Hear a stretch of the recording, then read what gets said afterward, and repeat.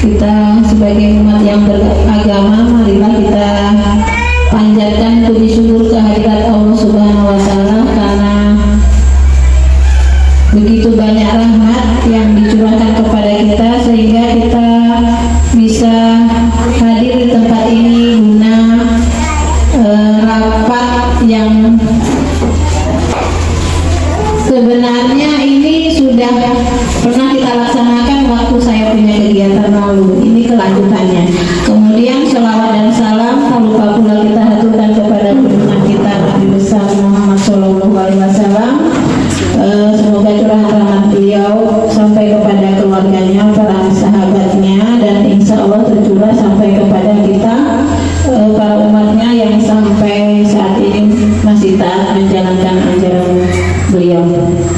Yang saya hormati Ibu Kepala Sekolah SDN 19 Wonosari, Bapak Ibu Guru SDN 19 Wonosari, orang tua siswa yang sangat kami banggakan, serta peserta didik yang hadir di tempat ini. Yang pertama, ucapan terima kasih kami sampaikan kepada Bapak, tidak ada Bapak ya, Ibu-ibu orang tua siswa yang sudah berkenan menghadiri undangan dari kami, yaitu rapat tentang pemetaan aset, kelanjutan pemetaan aset yang kemarin sudah pernah kita rapatkan ya. Kemudian acara yang selanjutnya yaitu sambutan dari Ibu Kepala SDN 19 Wonosari yang kami sebut nama beliau, Ibu Erna Dugio SPD. Dipersilakan.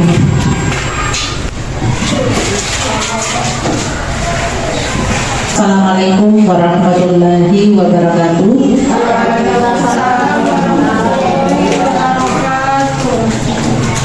Teristimewa yang saya hormati Ibu CGP Angkatan 11 Ibu Ririn Rahayu Gampang selaku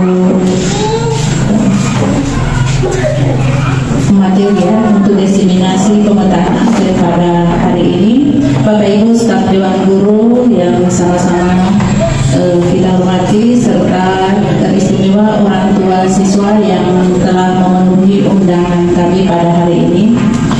Baik Bapak Ibu, pertama-tama marilah kita sama-sama memanjatkan puja dan puji syukur kehadirat Allah Subhanahu wa Ta'ala, karena hanya dengan izin dan kuasa-Nya lah sehingga kita pada siang hari ini ya, pagi menjelang siang ini masih diberi kesempatan kesehatan sehingga masih bersama-sama berkumpul di ruangan ini dalam rangka pemetaan aset tindak lanjut program kegiatan CGP Angkatan 11 SDN 19 Wonosari, yakni Ibu Ririn Rahayu. Dalam beberapa bulan ini orang tua mungkin tidak merasa bosan selalu mendapat undangan dari sekolah, karena ini memang terkait dengan kegiatan yang ada di sekolah kita. Bagaimana sekolah ini akan berkembang tentunya berkat dukungan dari orang tua, karena orang tua itu merupakan mitra kerja sekolah. Apalagi sedikit kami belum masuk pada inti materi hari ini. Ini karena saya hanya diberikan kesempatan sambutan, sekalian sambutan sedikit informasi yang terjadi di beberapa minggu, bahkan di hari-hari kemarin yang dialami atau yang terjadi di sekolah ini. Sekarang ini kita masih dalam tetap pengembangan karakter, itu kami utamakan untuk anak-anak, terutama peserta didik yang ada di SDN 19 Wonosari. Terkait dengan pendidikan karakter ini, tentunya kami ini butuh kerjasama dari orang tua, karena dengan beberapa program dari kementerian, nah mungkin sudah berganti menteri, bukan berarti pendidikan karakter juga itu sudah tidak ada lagi di sekolah. Nah, namun dengan berbagai upaya kami laksanakan oleh staf Dewan Guru untuk mendidik mendisiplinkan anak-anak, namun apalah daya kami sudah berusaha. Kemarin beberapa terjadi insiden dari anak-anak kita. Mungkin itu anak-anak tidak sengaja, namun itulah pribadi dari anak itu untuk menghadapi canggihnya serba digital, maka anak-anak ini banyak yang terpengaruh oleh media sosial. Nah, kami di sini memang mendapat tantangannya dari anak-anak kemarin. Sempat ada beberapa orang tua yang kami undang, termasuk ini ada yang hadir di sini juga, mungkin diwakili. Karena apa? Terutama yang kelas 5 ini ya, kami sedikit ceritakan ini dari 1 bulan terakhir ini. Mereka ini menunjukkan perilaku yang di luar batas mereka, ya, sudah di luar batas. Tapi kami guru ini sabar. Kami tidak akan melakukan tindakan. Kami tetap untuk mengarahkan membimbing anak ini. Ya, yang sering terjadi ini ditegur, diberikan nasihat, bimbingan, tidak mempan Bapak Ibu. Terutama yang terjadi di kelas 5, sampai gurunya itu mengeluh ke kepala sekolah. Tapi kami di sini duduk bersama bagaimana cara atau solusi anak ini bisa berubah kelakuannya dari yang tidak baik menjadi baik. Nah, sudah berbagai upaya yang kami lakukan Bapak Ibu. Kami ini guru, tidak apa-apa anak-anak ada maki, tidak apa-apa. Ya. Kami dimaki oleh anak-anak itu tidak apa-apa. Kami juga gaji kami tidak dipotong, kami juga tidak apa-apa.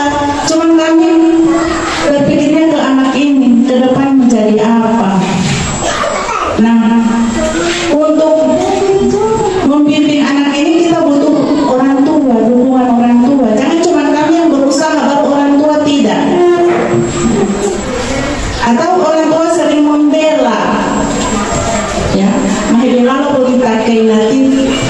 Karena belum tentu yang anak-anak sampaikan ke orang tuanya itu sama dengan yang mereka katakan ke kami guru-guru.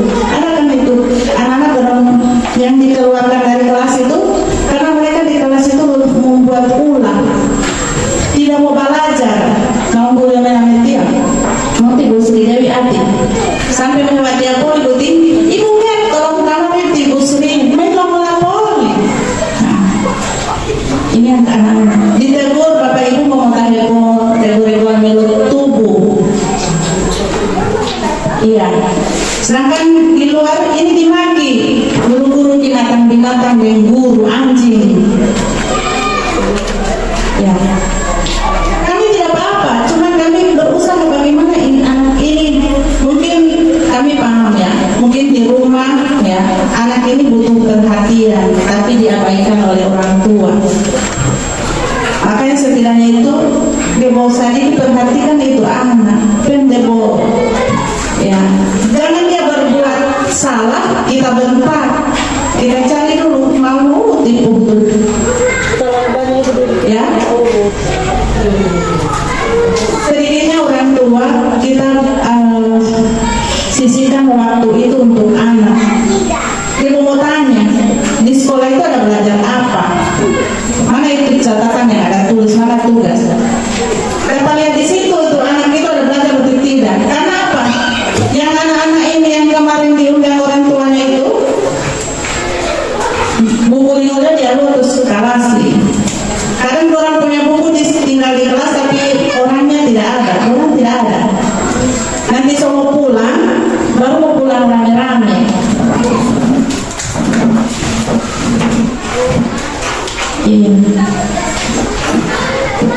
kemarin juga kami langsung ada orang tua yang emosi. Kemarin kami kaget ya, ini tim Omale Alif dengan tim Oma ini sudah main hakim kepada cucunya.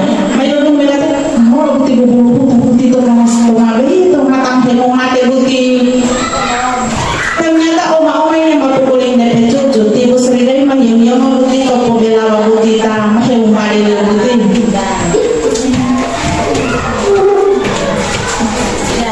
Kata berikut ini jangan diingoan atau tahu dadah. Kalau lalu dia memang itu tamani video atau apa mau nasihati. Kan tidak boleh dikerasin, kita ambil lumpur dulu udah tuh ya motivur timah masuk motor di kamar. Karena emosi orang tua ibu tidak tahu orangnya dia mah hilang oleh mamanya hati gitu mama lihat dan timali. Ania dia mah boleh topo mio tim mamanya kata matu hatinya. Ya, karena dijaga ini anak jangan sampai putus sekolah. Memang susah ya, susah. Jadi kami ini guru-guru butuh kerjasama orang tua. Tolong hubungi kami kalau melihat anak-anak di luar. Kadang kan guru itu cuma fokus di kelas, anak-anak ini cuma minta izin mau buang air, so tidak balik-balik kamari atau mau beli snack, so tidak balik kamari. Yang memang begitu, dan bukan di SN19 yang begini, semua sekolah, sobat tanya ke sana, di sekolah kamu ada yang begini, tidak boleh, berwewo, ibu sama, bahkan di sekolah lain ada yang lebih fatal, sampai mengundang kepolisian, menurunkan pihak kepolisian.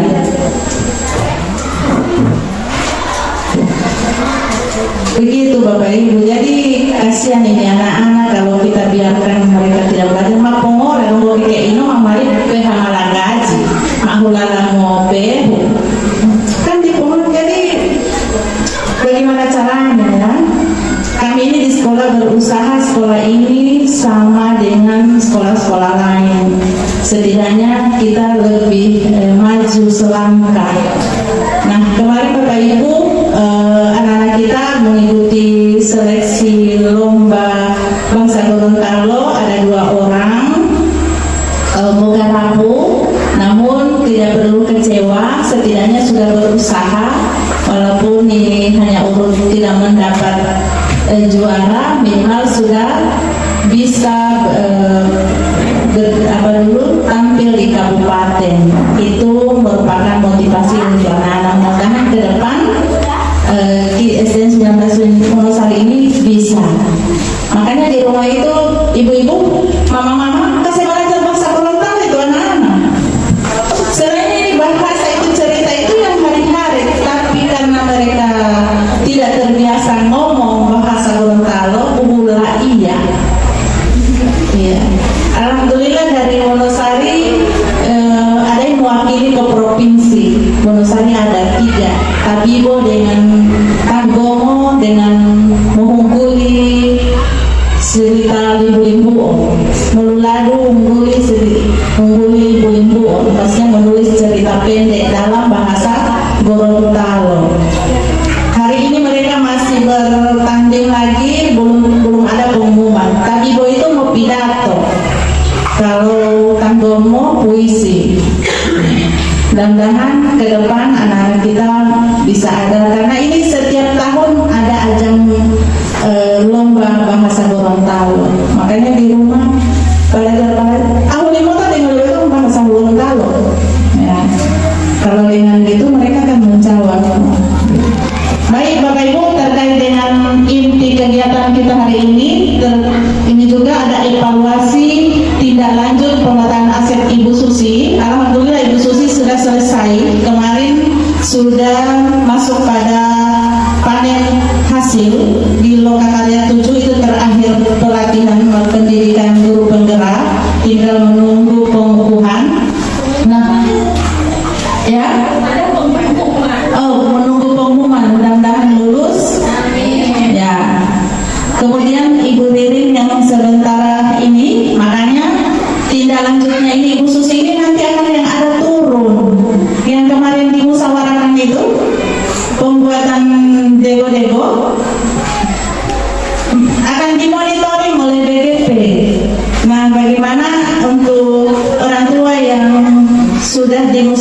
kemarin kira-kira mau kuliah atau bagaimana? Atau kesulitan untuk datang membangun kapan, mau beli bahan-bahan? Ini ada saran kalau bisa kontak siapa tibasi yang boleh bagikan satu buah itu berapa.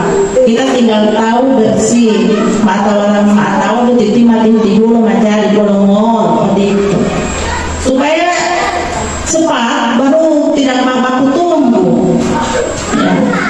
Abang ini uti terus sekolah malah dia oleh datang 150 per orang tua yang tamu kata dulu dikali 2, tamu kata ketolu dikali 3, karena itu kesepakatan di sini bobo ini ya. Tapi kan biar sedikit begitu kalau kita kerjasama pasti bisa ya. Karena ini merupakan tindak lanjut Ibu Susi akan disambung oleh Ibu Ririn. Ibu Ririn ini setelah ada itu tempatnya akan dilanjutkan dengan apa ya? Sebentar materinya akan disampaikan. Mungkin literasi numerasi siswa itu diintegrasikan dengan pemanfaatan digital ya. Pemanfaatan media digital, media pembelajaran berbasis digital. Digital ini berarti sudah menggunakan Chromebook, pembelajaran siswa itu menggunakan komputer secara online begitu. Dan sebentar akan dijelaskan oleh CGP karena ini merupakan rangkaian kegiatan mereka. Alhamdulillah di sekolah kita ini ada guru penggerak. Jadi sedikit maju dari sekolah-sekolah lain, karena sekolah lain susah ya untuk menerbitkan atau melahirkan guru penggerak itu luar biasa. Warahmatullahi wabarakatuh.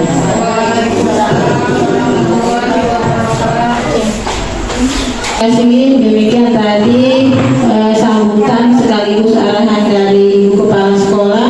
Jadi dari apa ya, kita simpulkan ya, untuk anak-anak kita ini tanggung jawab kita bersama seperti itu, bukan cuma tanggung jawab Bapak Ibu guru di sekolah. Kalau saya, siswa saya di kelas 4 itu setiap hari saya mau ini ada lapor sama orang tua, itu kejadian di sekolah. Saya bilang lapor, ibu guru marah, lapor, bilang sama mama, Nunu tadi tidak bakal dia tugas, bilang supaya orang tuamu itu tahu bagaimana itu kau berkelakuan di sekolah, di kelas, bilang supaya nanti ketika ada laporan tidak ada nilai, tidak naik kelas. Nah, orang tua tidak komplain sama kami guru kelas 4 itu setiap hari saya tekankan, ada lapor itu kamu kemarin bikin pula di sekolah, di kelas, saya datangnya lapor, jangan yang bagus-bagus saja dilapor sama orang tua. Kemarin suruh piket kabur, lapor, mama Ibu tadi tidak berpiket, Ibu Susi ada marah, bilang lapor supaya orang tua tahu bagaimana kau punya kelakuan di kelas. Begitu. Jadi Bapak Ibu, anak-anak ini tanggung jawab kita bersama. Ketika di sekolah, Bapak Ibu guru yang di sekolah memberikan arahan yang bagus, begitu juga di rumah. Seperti yang disampaikan Ibu Kepala Sekolah tadi, tidak ada apa ya, tidak ada pengurangan gaji ketika kami dimaki-maki. Saya itu dimaki-maki binatang Bapak Ibu-ibu. Saya terima. Ada orang tua pukul, ibu pukul. Saya bilang kami guru-guru di sini bukan ditugasi untuk memukul. Kami di sini tugasnya mendidik, mengarahkan ke hal-hal yang positif. Seperti itu. Terima kasih. Kemudian dilanjutkan dengan acara inti Ibu-ibu ya, pemaparan materi yang akan disampaikan oleh Ibu Calon CGP Angkatan 11, yaitu kami sebut nama beliau Ibu Lirin Rahayugan Pang SPD. Disilakan. Terima kasih Bu Susi. Assalamualaikum warahmatullahi wabarakatuh. Yang terhormat Ibu Kepala SDS Nuni Sunusari, saya sebut nama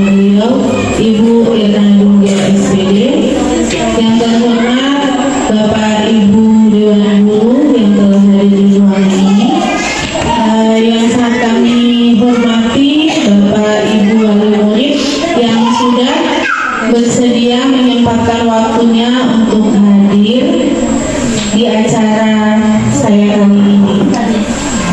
Yang kami banggakan dan sangat kami cintai yaitu adik-adik siswa perwakilan dari kelas 4, 5, dan 6. Baiklah Bapak Ibu hadirin sekalian, langsung saja.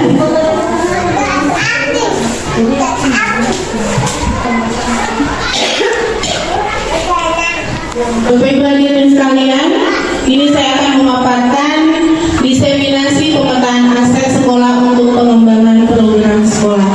Jadi diseminasi ini adalah salah satu program CGP yaitu untuk pemenuhan tugas di modul 3.2 yaitu pemimpin sebagai pengelola sumber daya.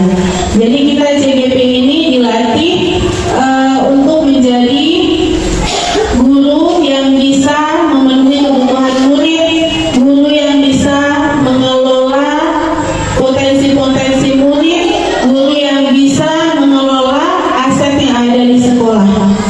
Seperti itu Bapak Ibu wali murid.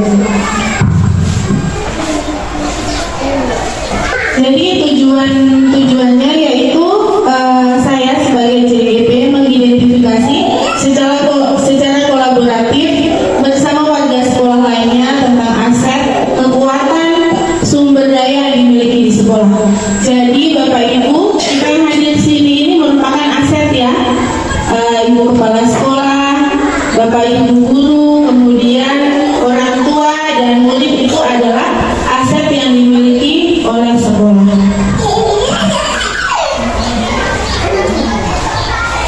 Ya, sekolah kita ini dipandang sebagai sebuah ekosistem.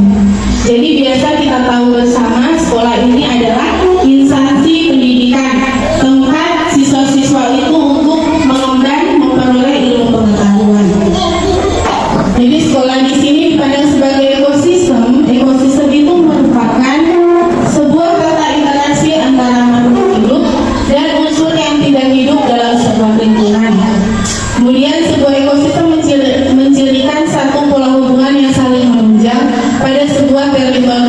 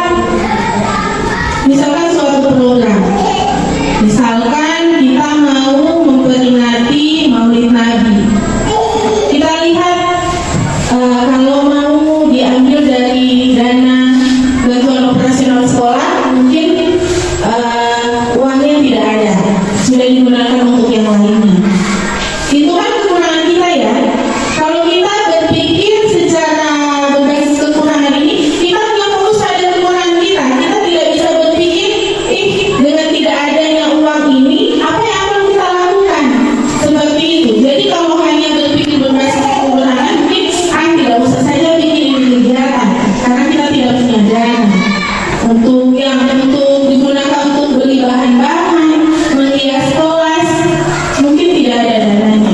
Jadi kegiatan itu tidak akan jalan kalau kita berpikir berbasis kekurangan.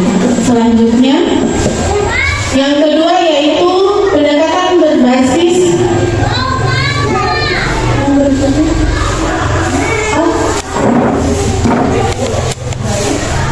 aset. Yang kedua aset.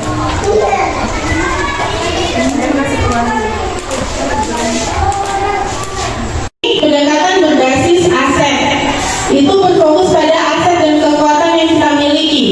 Misalkan kita mau tadi membuat kegiatan memperingati Maulid Nabi. Kita misalkan tidak ada uang, kita bisa memanfaatkan yang ada di sekitar kita. Misalkan biasanya kita bisa menggunakan barang-barang bekas, tidak perlu membeli. Kemudian kalau kue-kue, biasanya Bapak Ibu tidak harus beli, bisa membuat sendiri. Atau kue-kue yang sederhana saja, seperti itu. Kemudian membayangkan masa depan. Jadi yang kita bayangkan itu bukan hanya di saat ini bagaimana kekurangan kita untuk melakukan kegiatan tersebut, bukan. Jadi kita memandang apa yang kita lakukan itu tujuannya untuk masa depan. Ini kita melakukan kegiatan memperingati Maulid Nabi. Itu tujuan kita memberikan pengalaman kepada siswa untuk selalu mengingat kelahiran Nabi Muhammad, supaya mereka ada pengalaman, bukan cuma belajar dalam kelas terus, tapi kita memiliki pengalaman pada siswa untuk sebenarnya Maulid Nabi itu seperti apa saja yang bisa kita lakukan. Biasanya kan anak-anak lihat cuma di lingkungan sekitar ya, atau kita membuat program yang lainnya seperti itu. Kemudian yang berikutnya berpikir tentang kesuksesan yang telah diraih dan kekuatan untuk mencapai kesuksesan. Jadi kita berpikir bagaimana caranya kesuksesan itu bisa kita raih. Jangan biasa orang berpikir pesimis duluan. Tidak mungkin sekolah kita menjadi cantik, tidak ada uang, siswanya cuma sedikit, dananya dari mana? Biasanya seperti itu ya. Tapi kalau kita berpikir secara aset, apa yang kita miliki di sekolah ini bisa kita manfaatkan. Kemudian berikutnya mengorganisasikan kompetensi dari sumber daya. Sumber daya apa yang kita miliki? Tadi saya sudah sebutkan Bapak Ibu guru itu sumber daya ya, Bapak Ibu. Kemudian siswa dan di sekeliling sekolah ini bisa kita manfaatkan, itu termasuk sumber daya. Kemudian yang berikutnya merancang sebuah rencana berdasarkan visi. Jadi tujuan kita itu apa? Jadi kita fokus merencanakan program kita berdasarkan apa yang akan kita tuju. Jadi kita bisa fokus untuk meraih kesuksesan. Kemudian yang berikutnya melaksanakan rencana aksi yang sudah diprogramkan. Biasanya kita hanya merencanakan tapi susah untuk dilaksanakan. Jadi di sini dibutuhkan kolaborasi. Biasanya rencananya banyak, tapi ada kendala-kendala, susah untuk dilaksanakan. Makanya kita harus memberdayakan apa yang kita miliki. Seperti kami memiliki mitra, yaitu Bapak Ibu orang tua siswa itu mitra kami di sekolah. Untuk kemajuan murid bagaimana itu kita berhubungan langsung dengan Bapak Ibu wali murid. Jadi kita tidak bisa apa-apa sendiri, hanya sekolah itu sendiri yang melaksanakan. Tetap tidak terlepas dari dukungan orang tua murid. Kemudian Ibu Susi. Yang ketiga ini pendekatan ABCD. Ini berbasis aset tapi dalam lingkup komunitas. Berfokus pada potensi aset sumber daya yang dimiliki oleh sebuah komunitas. Kita ini termasuk komunitas juga ya Bapak Ibu, komunitas sekolah. Kemudian menekankan kemandirian dari suatu komunitas. Jadi tadi kan ada tayangan bahwa pendekatan berbasis kekurangan itu biasanya kita tidak memandang kelebihan kita, tapi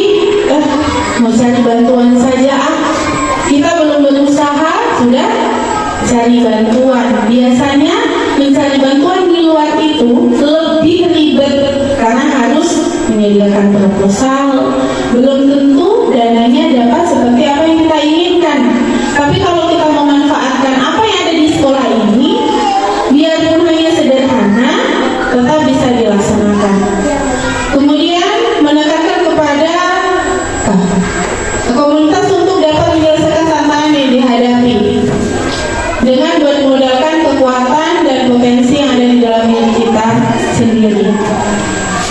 Selanjutnya, ini aset-aset dalam sebuah komunitas. Yang pertama, modal manusia yang seperti saya sebutkan tadi. Sumber daya manusia berkualitas, investasi dan sumber daya manusia menjadi sangat penting yang berhubungan dengan kesehatan, pendidikan, kesejahteraan dan harga diri seseorang. Jadi kita ini termasuk dalam modal manusia, Bapak Ibu. Kemudian pemetaan modal aset individu merupakan kegiatan menginventaris pengetahuan, kecerdasan dan keterampilan yang dimiliki dari warga di dalamnya. Berikutnya,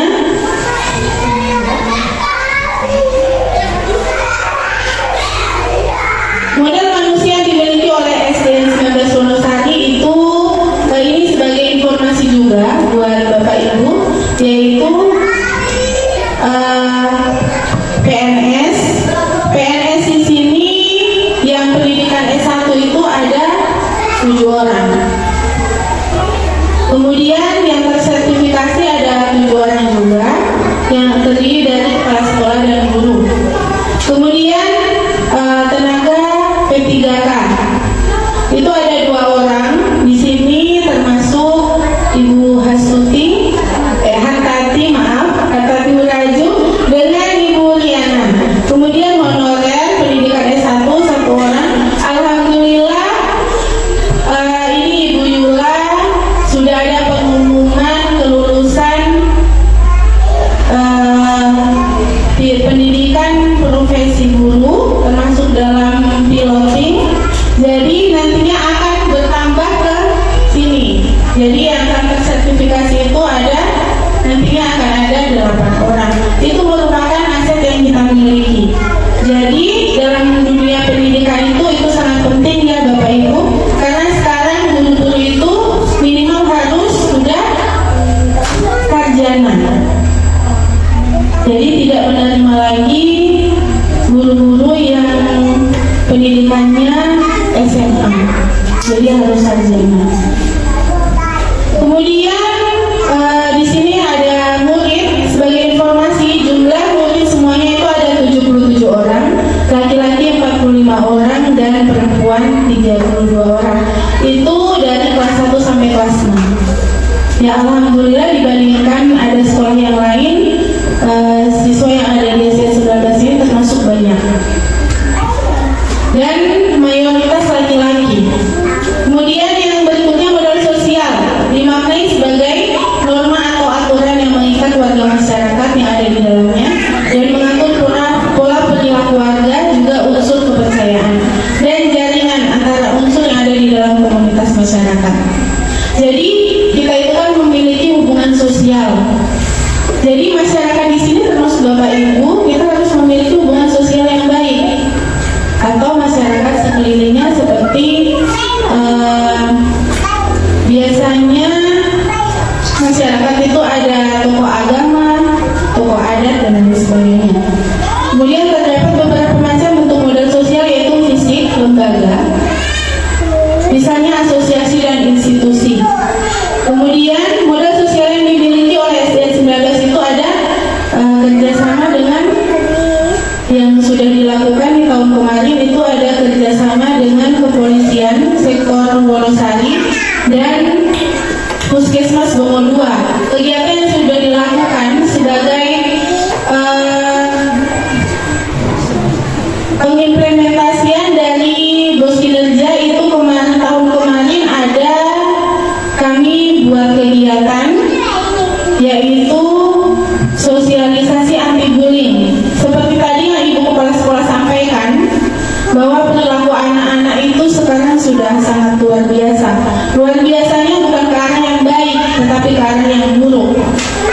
Dan kebetulan pas saat sosialisasi anti bullying itu, mereka takut. Lihat polisi, mereka takut. Bahkan ada kelas 5 sekarang lari sampai di belakang karena dia merasa salah. Tapi hanya saat itu Bapak Ibu, hanya saat sosialisasi anti bullying itu mereka berubah.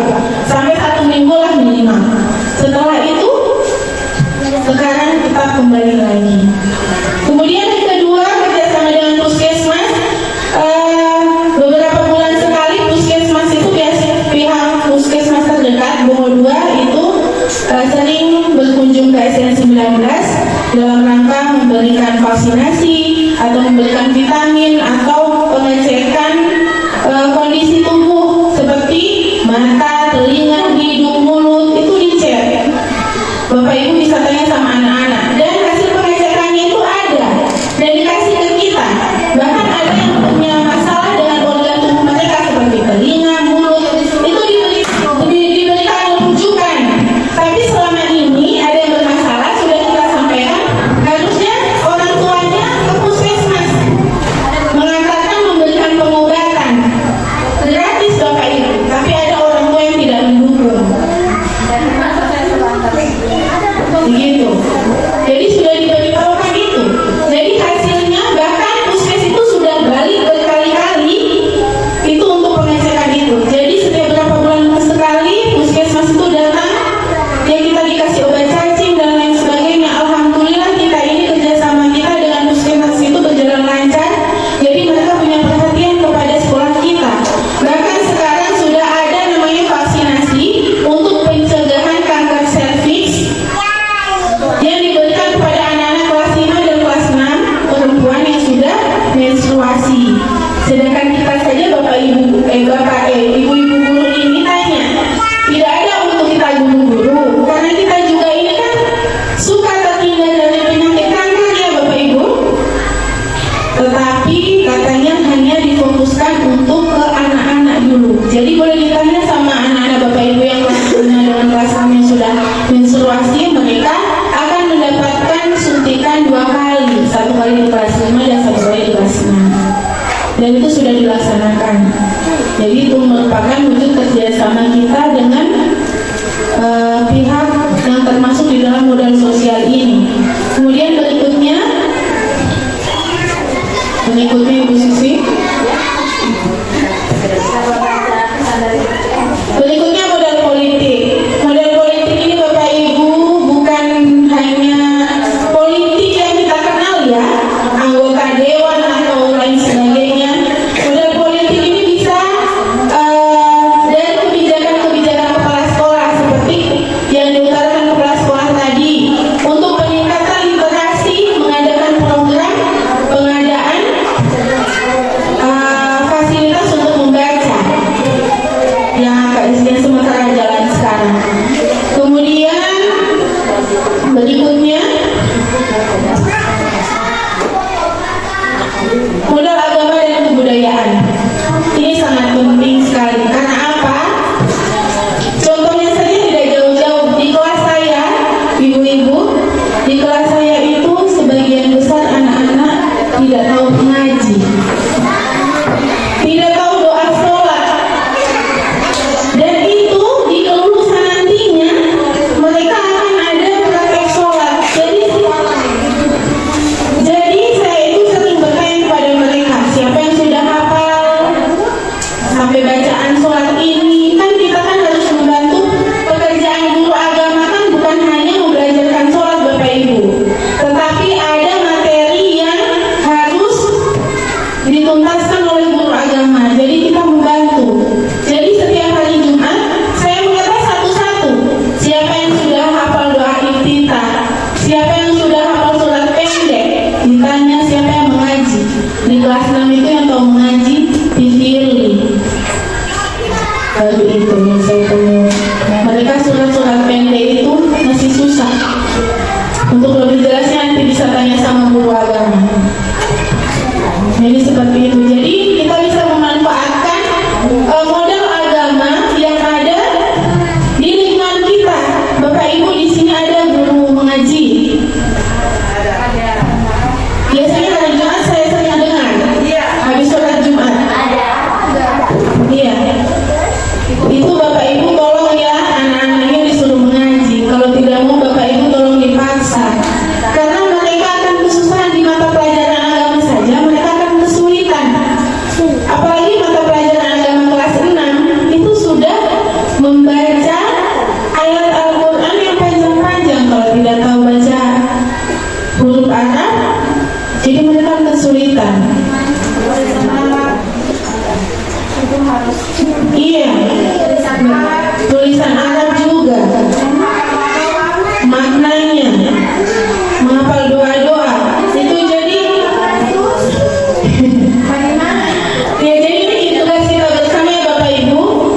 Ibu guru ini, Bapak Ibu guru ini selalu mengingatkan mengaji, sholat, terus sholat Jumat. Itu anak-anak ada yang Jumatan sudah pulang tapi tidak ke masjid. Tapi kalau sudah di luar sekolah itu bukan urusan guru-guru lagi ya Bapak Ibu. Kita hanya tugas kita hanya di sekolah. Tidak mungkin mereka di rumah guru-guru yang suruh dusu-dusu kamari. Jadi tolong diingatkan. Berikutnya, model fisik terdiri ada 2 kelompok, yaitu bangunan yang bisa digunakan.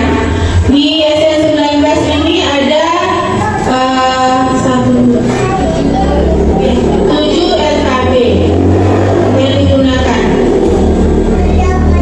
Yang satu perpus, yang satu dialihfungsikan menjadi ruangan kepala sekolah, karena Bapak Ibu di sebelah itu sebenarnya RKB, tapi kita fungsikan menjadi ruang kepala sekolah. Semoga saja kita nantinya dapat gedung baru. Jadi ini yang selama ini kita fungsikan ya Bapak Ibu. Terus ruang perpus itu adalah termasuk bangunan terlama juga. Bahkan lantainya itu sudah pecah-pecah. Hanya tinggal tertutup dengan alas. Kalau tidak sangat memprihatinkan ibu-ibu. Bikin menangis. Semoga saja kita bisa dapat bantuan. Kemudian biasanya kalau di SMP itu ada laboratorium, ada ruangan sendiri untuk khusus pertemuan aula. Selama ini kita memfungsikan ruangan kelas kita multifungsi, jadi sebagai tempat pertemuan, sebagai tempat untuk mengajar, sebagai ruangan kepala sekolah. Ada di sekolah-sekolah lain Bapak Ibu satu ruangan disekat menjadi 3 sampai 4 ruangan. Karena itu merupakan pemanfaatan berbasis aset. Jadi ruangan kita hanya sekian, kita fungsikan. Saya pertama kali di SN19 ini satu ruangan dibagi menjadi 4, menjadi perpus, ruangan kelas saya, gudang dengan dapur. Siswa saya waktu itu 16 orang. Mungkin sekarang mereka sudah SMA. Bagaimana dengan siswa 16 orang di ruangan yang satu ruangan ini dibagi 4, seperempat dari ruangan ini. Mereka bergerak pun susah, jadi pembelajarannya tidak maksimal. Tapi itu merupakan salah satu upaya sekolah supaya mereka tetap punya kelas. Ibu Susi pernah merasakan numpang di perpus yang sekarang sudah kelas 6, melantai berbulan-bulan. Bayangkan tidak berebutan lagi, karena kelas 3 dengan kelas 6 ini baru masuk tahun ini kurikulum merdeka. Kita mengajarnya pakai YouTube. Untung disediakan internet di sekolah ini dengan ibu kepala sekolah. Jadi buku bukan hanya sumber satu-satunya untuk dalam pembelajarannya Bapak Ibu. Jadi guru-guru berusaha supaya bisa tetap mengajar biarpun tanpa buku. Kemudian berikutnya alat transportasi. Alat transportasi kalau SN19 ini belum punya ya, hanya punya pribadi. Kalau di sekolah lain seperti SN17 itu mereka punya bantuan alat transportasi, yaitu berupa motor dinas, bantuan dari dinas. Jadi biasanya itu untuk sekolah-sekolah yang berada di daerah terpencil. Biasanya kalau SMA ada bus dan lain sebagainya, tapi kita belum punya. Berikutnya modal lingkungan. Modal lingkungan ini bisa udara yang apa ya? Gangguannya itu dari ayam. Bisa kacang karena ada kacangnya, jadi rusak sampai berapa hari habis tanam tidak turun hujan.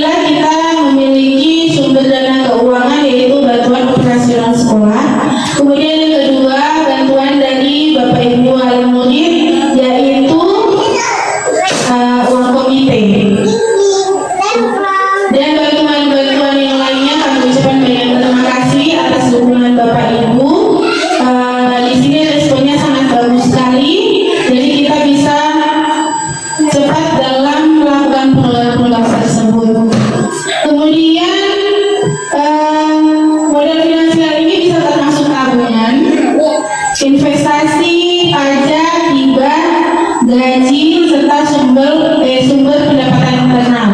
Jadi sumber pendapatan internal itu misalkan kita punya kebun, hasilnya bisa kita jual. Biasanya itu di sekolah SMK biasanya seperti itu. Mereka memelihara ikan bisa mereka jual. Bahkan SMK sama saya di sana itu mereka jual-jual apa ya, kangkung, pokoknya sayur-sayuran, telur, itu ke pasar-pasar anak SMK. Itu bisa menjadi sumber pendapatan kita. Sejauh ini kalau di SN 19 itu baru itu sumber modal finansial kita. Kemudian bisa usaha kecil. Ya, hanya itu modal finansial kita, Bapak Ibu. Berikutnya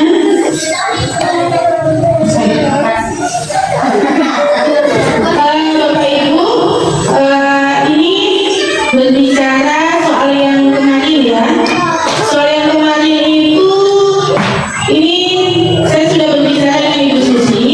Saya juga punya program, karena ini baru pemetaan aset, jadi saya tidak menuliskan program saya. Program saya itu masih terkait dengan literasi, yaitu saya kasih nama Gelinis Manis. Itu ada kepanjangannya, Bapak Ibu. Gelinis Manis itu gerakan literasi digital sekolah membaca dan menulis. Ibu Susi